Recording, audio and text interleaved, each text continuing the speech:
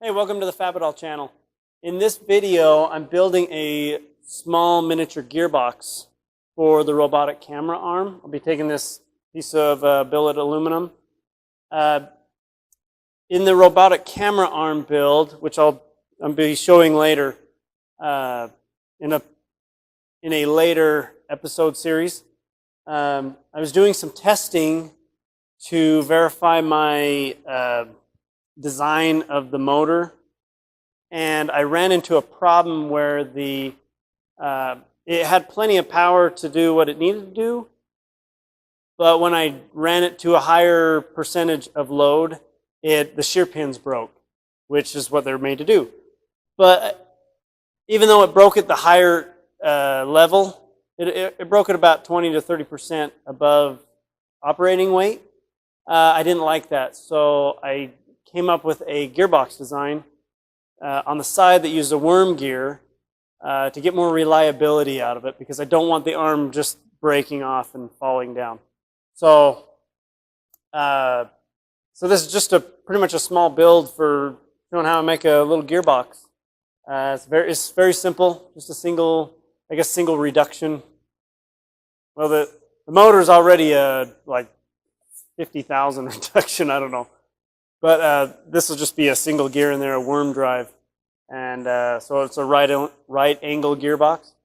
I couldn't find any that were small that work for the robotic arm.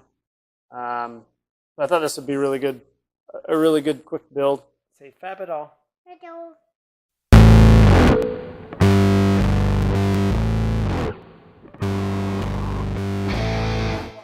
Let's go.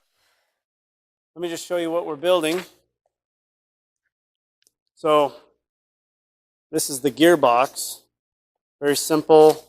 It'll work in tandem with a shaft that comes through the shoulder joint. This is only the shoulder joint, the very first one, has the most torque on it. So that's the only one I'm going to do with this, since it did essentially work pretty well. It had plenty of power. I just didn't want to have any reliability issues, especially on that first joint. So this is it. It's quite simple. Motor goes on this side. It attaches to the worm drive here, and then the bull gear. I think that's a bull gear. I don't know what the words for some of these gears are. I think it's a spur gear. Worm gear, spur gear, and then it all bolts together. The casing for it will all be aluminum billet, and there'll be a titanium wrap around there just for aesthetics. And, well, it also holds everything tight, even though it should be fine open, but just holds everything from moving. Because there'll be a lot of force coming back when the arm is pulled down. So that was the whole point. It gets all the stress off of the motor bearings and puts it into the case. And so the motor only has to turn. It doesn't have to fight none of the gears in the motor will be affected, which makes it safer, because these are nice, strong metal gears. So let's get this built. First I got to make the case, then all the little components for the case and the shaft and then that outer wrap, and we'll try it. The gear just came into my house today, so should be able to get this done pretty fast.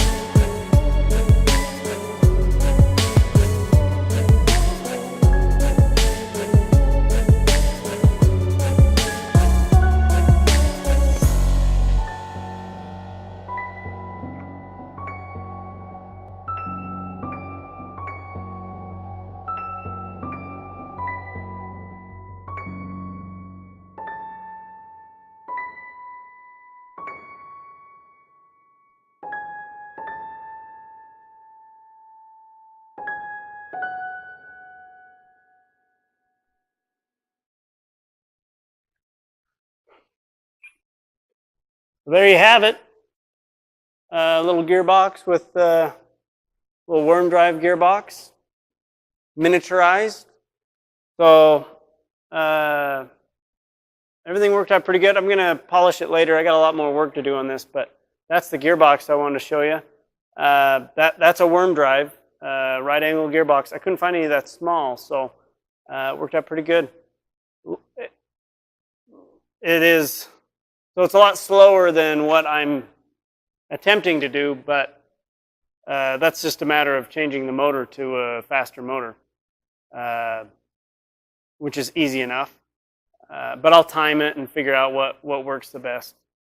But I can tell you that with that, so it's 27 to 1, that's going to be a lot of torque. Pretty cool. So I hope you enjoyed that quick little video.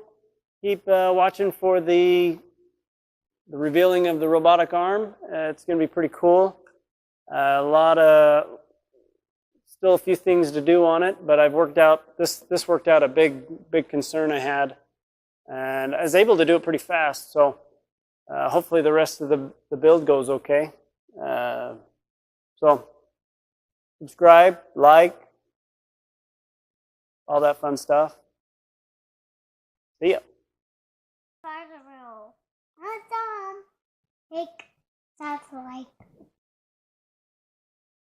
Oh yes. Somebody come on here and have it, man. So